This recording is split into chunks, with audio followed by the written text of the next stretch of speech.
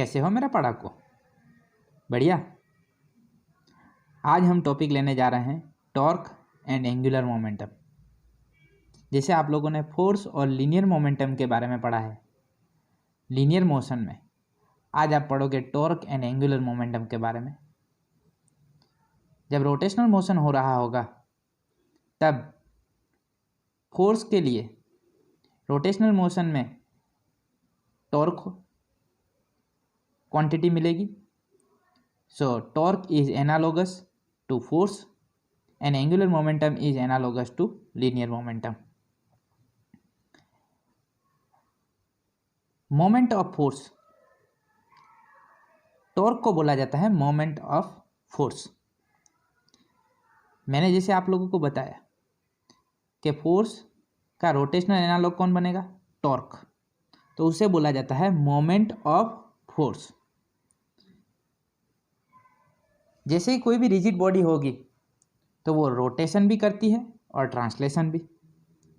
और अगर उसे कोई एक्सिस पे या कोई पॉइंट पे फिक्स कर दिया जाए तो वो सिर्फ रोटेशनल मोशन करेगी, राइट। अगर किसी ऑब्जेक्ट का स्टेट चेंज करना है, ट्रांसलेशनल स्टेट, तो क्या करना होगा? कोई फोर्स अप्लाई करना होगा, राइट। पर अगर फोर्स अप्लाई करेंगे तो उसमें क्या प्रोड्यूस होगा? Linear acceleration, right. तो रोटेशनल मोशन में कौन है फोर्स क्या सिमिलर, मतलब एनालॉगी क्या बनेगी? तो आइए देखते हैं क्या होगी। मैंने बता दिया आप लोगों को क्या बनेगी, टॉर्क, जिसे बोला जाता है मोमेंट ऑफ फोर्स। तो इसके लिए क्या कर सकते हैं हम? एक सिंपल एग्जांपल ले सकते हैं। अगर हम ले लें एक डोर, ये ले लेते हैं डोर, जो यहाँ से फिक्स्ड है, ठीक है। अब ये डोर के ऊपर अगर फोर्स लगाया जाए, यहाँ पे हैंडल रहेगा मान लो, ठीक। इसके ऊपर अगर फोर्स लगाया जाए, ठीक है, यहाँ पे बाहर की तरफ फोर्स लगाइए, अंदर की तरफ फोर्स लगाइए, तो क्या होगा? डोर एक रिजिड बॉडी है and it can rotate about a fixed vertical axis. ये जो एक्सिस दिखाई दे रही है इसके अबाउट घूम सकता है door, right. This vertical axis passes through hinges. तो ये इसे रोटेट कौन करवा रहा है?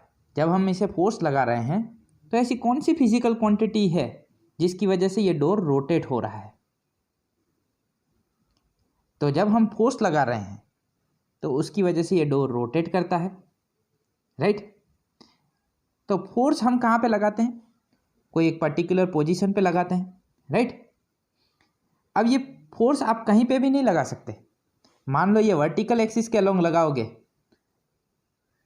तो यहाँ पे फोर्स लगाने से आप लोगों को इफेक्ट दिखाई देगी नहीं, ये डोर रोटेट होगा नहीं। जब डोर आप ओपन करते हो, क्लोज करते हो, राइट, उस समय पे क्या करते हो? आप फोर्स लगाते हो। कहाँ पे लगाते हो? हैंडल पे। और जनरली आप लोगों ने ऑब्जर्व किया होगा कि ये हैंडल जो है ये वर्टिकल एक्सिस से दूर रखा जाता है। अब इसके पीछे का रीज़न क्या है? ये डिस्टेंस क्यों ज़्यादा रखा जाता है? ये वर्टिकल एक्सिस है, वहीं पे हैंडल क्यों नहीं बनाया जाता? तो इसके पीछे के रीज़न क्या है? क्यों ये हैंडल जो है वो थोड़ा सा दूर लगाया जाता है और वहाँ पे अगर हम फोर्स अप्लाई करें तो डोर रोटेट करता है, मतलब हम इसे ओपन और क्लोज कर सकते हैं। ये सारी चीज़ें आप लोगों को समझ में आ जाएगी जब आप समझ लोगे टॉर्क का कंसेप्ट। तो आ जाते हैं थियरी पे।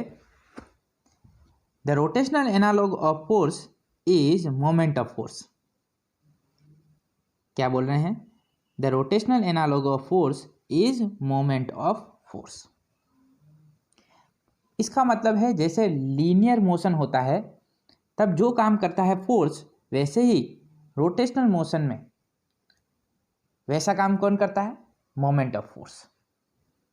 It means rotational analogue of force is moment of force, जिसे बोला जाता है टॉर्क और कपल। क्या बोला जाता है? टॉर्क और कपल। तो कैसे मिले torque? How can we define torque? तो उसके लिए क्या किया जा सकता है कि उसके लिए हम सिस्टम ऑफ पार्टिकल भी कंसिडर कर सकते हैं और सिंगल पार्टिकल भी कंसिडर कर सकते हैं। तो सबसे पहले हमें क्या करना चाहिए, सिस्टम ऑफ पार्टिकल्स को ना कंसिडर करते हुए हमें एक सिंगल पार्टिकल पे टॉर्क निकाल लेना चाहिए। क्या ठीक?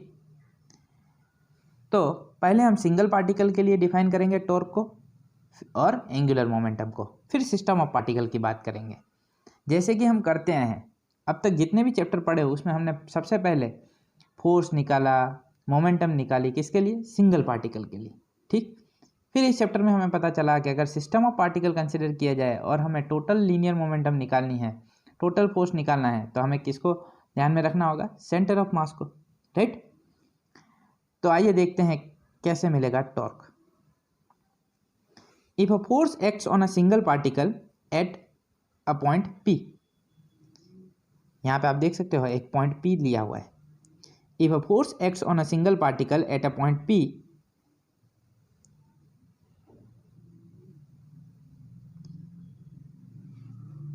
whose position with respect to the origin O is given by the position vector R vector, तो P की पोजीशन वेक्टर क्या बनेगी? R vector. The moment of force acting on the particle with respect to the origin, ये force दिया गया है वो कहाँ पे दिखाया गया है? यहाँ पे। Is defined as the vector product of, हमें क्या डिफाइन करना है? मोमेंट ऑफ फोर्स मतलब torque. R vector that is position vector, F vector that is applied force. So moment of force with respect to origin is given as tau vector is equal to R vector cross F vector. The moment of force that is vector quantity, the moment of force that is vector quantity. So R vector that is position vector, F vector that is also vector, और हमें final physical quantity भी क्या चाहिए? Vector. तो कौन सा product आना चाहिए? Vector product. जैसे कि मैंने बताया टॉर्क जो है वो कैसी क्वांटिटी है? Vector quantity. टॉर्क के लिए ये वर्ड भी यूज किया जाता है moment of force.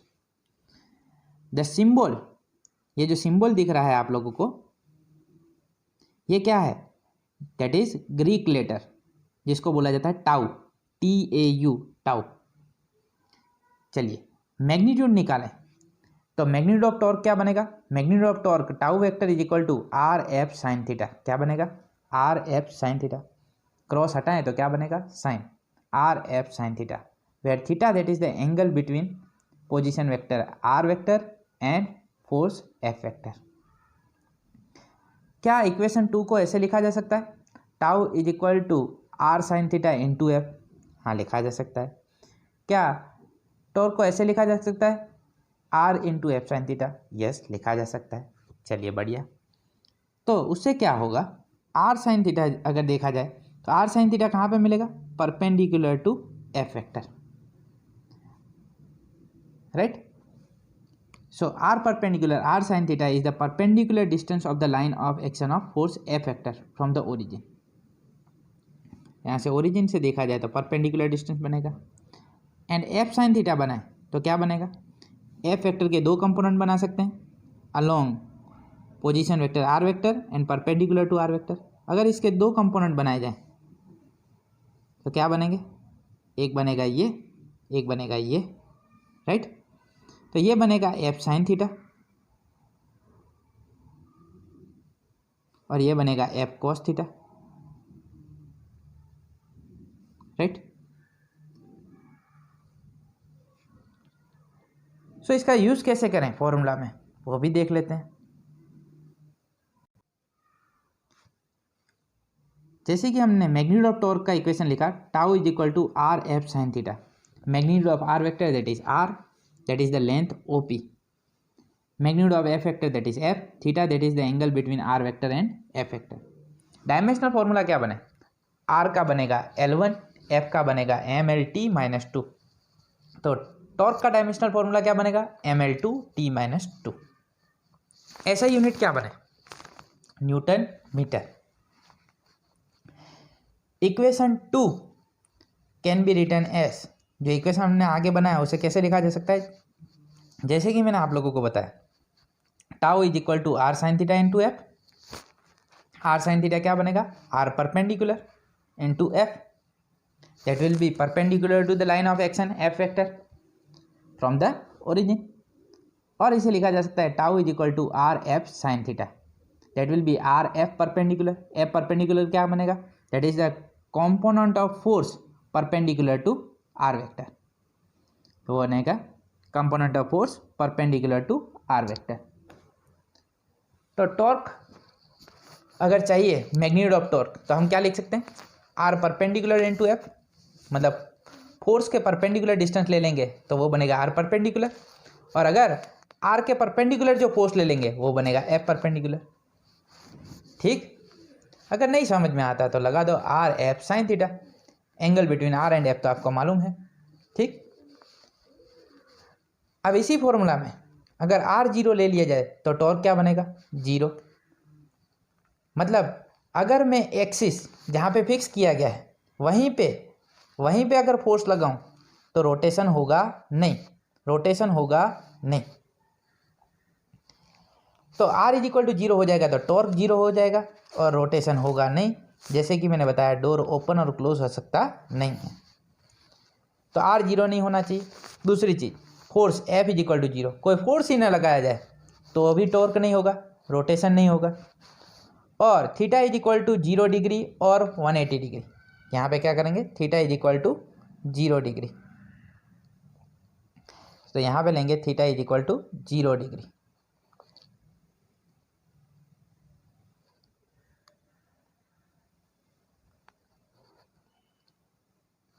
Right. Theta is equal to 0 degree और 180 डिग्री. थीटा जीरो ले लूँ तो sine zero zero, sine 180 zero, तो टॉर्क क्या बनेगा, जीरो. तो आर जीरो नहीं होना चाहिए, एफ जीरो नहीं होना चाहिए, थीटा जीरो या तो 180 नहीं होना चाहिए, अदरवाइज टॉर्क क्या मिलेगा, जीरो. राइट. अब आ जाते हैं सेकंड फिजिकल क्वांटिटी पे, angular momentum of a particle. Torque acting on a single particle आप लोगों को समझ में आ चुका होगा. अब आते हैं एंगुलर मोमेंटम पे. जैसे कि मोमेंट ऑफ फोर्स का, रोटेशनल मोमेंट ऑफ फोर्स जो है उसकी एनालॉगी किससे है, फोर्स से. So rotational analogue of force that is moment of force. So what is the rotational analogue of linear momentum, angular momentum. क्या बनेगा, एंगुलर मोमेंटम. जैसे लीनियर मोशन के लिए हमें मिली थी लीनियर मोमेंटम, वैसे ही रोटेशनल मोशन के लिए हमें क्या मिलेगी, एंगुलर मोमेंटम. क्या मिलेगी, angular momentum. And angular momentum is denoted by L vector. उसके लिए सिंबल क्या यूज़ करते हैं, एल वेक्टर. जैसे लीनियर मोमेंटम के लिए हम क्या यूज़ करते हैं, पी वेक्टर. एंगुलर मोमेंटम के लिए यूज़ किया जाता है L vector. So angular momentum is a vector quantity. कैसी क्वांटिटी है, वेक्टर क्वांटिटी. चलो बढ़िया. So angular momentum is also called moment of linear momentum. जैसे टॉर्क को क्या बोला जाता है, moment of force, moment of force. तो यहाँ पे एंगुलर मोमेंटम को क्या बोला जाएगा, moment of linear momentum. Because angular momentum is the rotational analogue of linear momentum, rotational analogue of linear momentum. And torque is the rotational analogue of force. तो उसके लिए क्या यूज़ किया, मोमेंट ऑफ फोर्स. तो यहाँ पे क्या बनेगा, moment of linear momentum, angular momentum के लिए. राइट. अब एक सिचुएशन ले लेते हैं. Consider particle of mass m and linear momentum p vector at a position vector r vector relative to the origin. The angular momentum l vector of the particle with respect to origin is. फिर से एक situation ले लेते हैं. मान लो यहाँ पे एक r वेक्टर है, राइट, और ये ले लेते हैं ओरिजिन. क्या, ठीक. और यहाँ पे लगा देते हैं मोमेंटम. ये मैंने कि p वेक्टर, इसे एक्सटेंड करूँ तो ये एंगल बन जाएगा थीटा.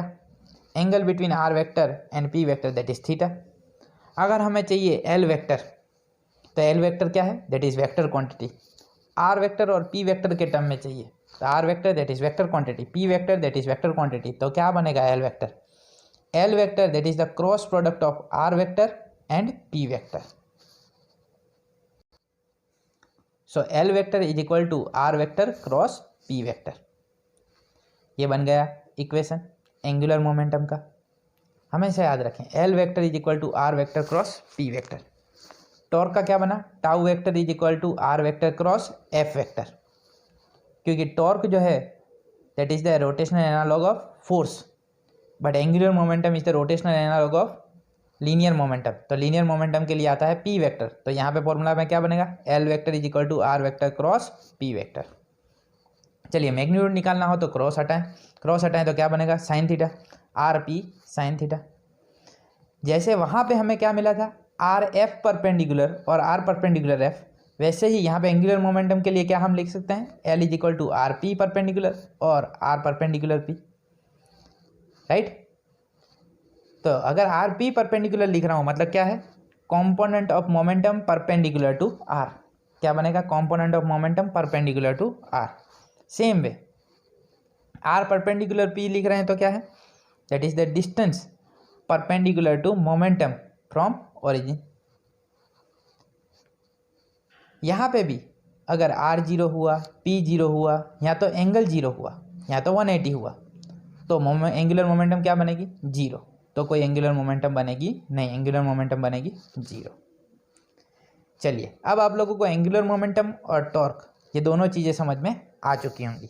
रिलेशन ला देते हैं, what is the relation between angular momentum and torque. क्या आप लोग जानते हो लीनियर मोमेंटम और फोर्स के बीच का रिलेशन? यस, क्या था, Newton second law of motion, F vector is equal to D P vector by D T. तो क्या यहाँ पे भी ऐसा रिलेशन मिलेगा, एफ वेक्टर की जगह tau vector is equal to D P vector by D T की जगह D L vector by D T. अगर टॉर्क जो है वो किसके एनालोगस है, फोर्स के, और angular momentum that is analogous to linear momentum, तो यहाँ पे भी ऐसा रिलेशन मिलना चाहिए, tau vector is equal to D L vector by D T. आइए चेक करते हैं मिलता है कि नहीं। चलिए एंगुलर मोमेंटम का इक्वेशन ले लें तो क्या बनेगा, L vector is equal to R vector cross P vector. Differentiating this equation with respect to time, तो क्या बनेगा, D L vector by D T is equal to D by D T R vector cross P vector. चलिए अब इसका differentiation कैसे करना है, first का differentiation second as it is plus second का differentiation first as it is. तो चलिए D by D T of R vector cross P vector as it is plus R vector as it is cross D P vector by D T. अब D R vector by D T तो क्या बनता है, velocity, so V vector cross P vector plus R vector cross D P vector by D T. D P by D T तो क्या बनता है, force, because from Newton second law of motion. तो क्या लिखेंगे, are vector cross F vector. चलिए V vector cross P vector क्या बनेगा, V vector that is velocity vector cross P vector that is product of mass and velocity, तो P vector M V vector. चलिए तो ये क्या लिखा जा सकता है, V vector cross M V vector. तो यहाँ पे जो वेक्टर हैं वो कौन से हैं, V vector cross M V vector. यहाँ पे दोनों सेम वेक्टर हैं, तो दो सेम वेक्टर होंगे तो पैरेलल होंगे, so cross product of two parallel vector that is zero, वो हमने पढ़ा है। तो V vector cross P vector क्या बनेगा, zero, plus R vector cross F vector as it is, पर आर क्रॉस एफ तो क्या है, टॉर्क, तो D L vector by D T क्या बनेगा, टॉर्क। तो यहाँ पे भी हमें रिलेशन मिल रहा है D L vector by D T is equal to torque tau vector. जैसे हमें Newton second law of motion में रिलेशन मिला, relation between force and linear momentum, वैसे ही यहाँ पे रिलेशन मिला, relation between torque and angular momentum, right.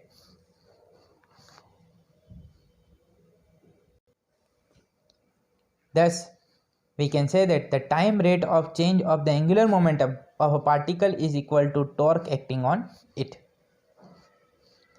क्या इसी तरह से हमें Newton second law of motion मिला था, राइट, बट ये Newton second law of motion नहीं है। Newton second law of motion तो क्या है, F vector is equal to D P vector by D T. यहाँ पे क्या मिला है, torque tau vector is equal to D L vector by D T.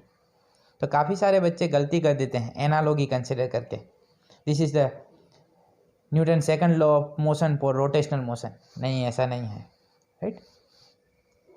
आइए अब देखते हैं torque and angular momentum for a system of particles.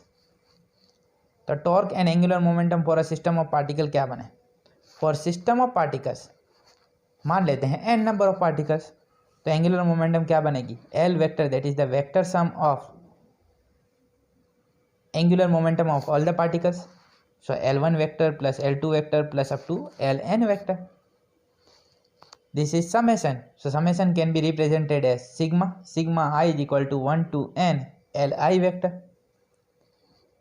For ith particle, we can write angular momentum Li vector is equal to Ri vector cross Pi vector, where Ri vector that is position vector of ith particle, P vector that is linear momentum of ith particle.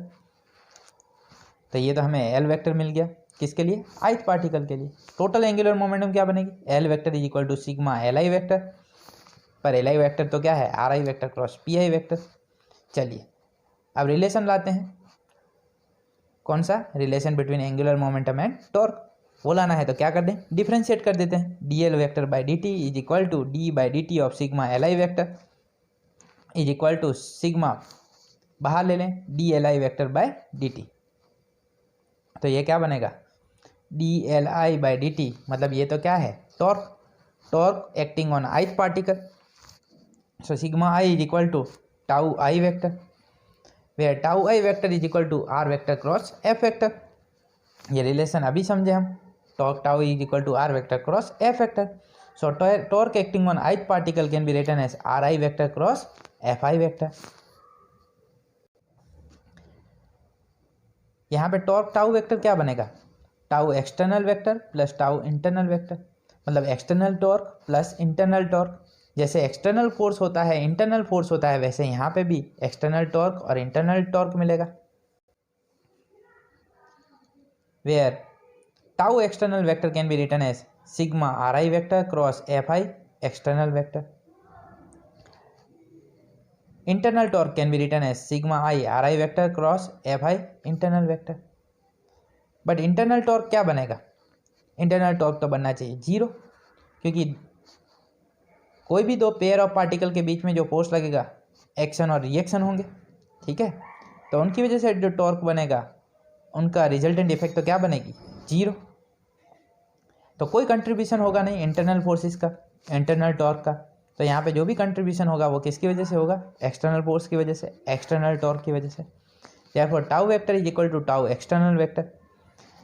Therefore we can write dl vector by dt is equal to tau external vector. Thus the time rate of the total angular momentum of a system of particles about a point is equal to the sum of the external torques acting on the system taken about the same point. तो जैसे वहाँ पे Newton second law of motion में dp vector by dt is equal to f vector होता है, वहाँ पे वो f वेक्टर क्या होता है? External force. वैसे ही यहाँ पे dl वेक्टर बाई dt क्या बनेगा? External torque. Conservation of angular momentum लगाएं तो क्या लेना होगा? Torque zero. जैसे वहाँ पे कंजर्वेशन ऑफ लीनियर मोमेंटम में क्या करते थे? External force zero. If external force acting on the object और particle is zero, then it's a total linear momentum that will be constant. तो यहाँ पे भी क्या बनेगा? एक्सटर्नल टॉर्क जीरो ले लें तो टोटल एंगुलर मोमेंटम क्या बनेगी? Constant. Because differentiation of any physical quantity is zero, it means that physical quantity is constant. तो यहाँ पे क्या बनेगा? L vector is equal to constant. जो भी चीज़ें रोटेशनल मोशन में हम पढ़ रहे हैं, उसके लिए पहले हमें लीनियर मोशन, ट्रांसलेशनल मोशन का जो कंसेप्ट है वो क्लियर होना चाहिए, क्योंकि यहाँ पे हमें जस्ट एनालॉजी लगानी है. फिर रोटेशन समझने में आप लोगों को दिक्कत आएगी नहीं, क्या ठीक? तो यहाँ पे आज हमने पढ़ा टॉर्क और एंगुलर मोमेंटम के बारे में. आशा रखता हूँ कि आप लोगों को टॉर्क और एंगुलर मोमेंटम का कंसेप्ट समझ में आ चुका होगा. तो आज का लेक्चर यहाँ पे स्टॉप करते हैं. स्वस्थ रहें, मस्त रहें, दीपक सर के साथ पढ़ते रहें. मिलते हैं नेक्स्ट लेक्चर में. तब तक के लिए बाय बाय. Thank you.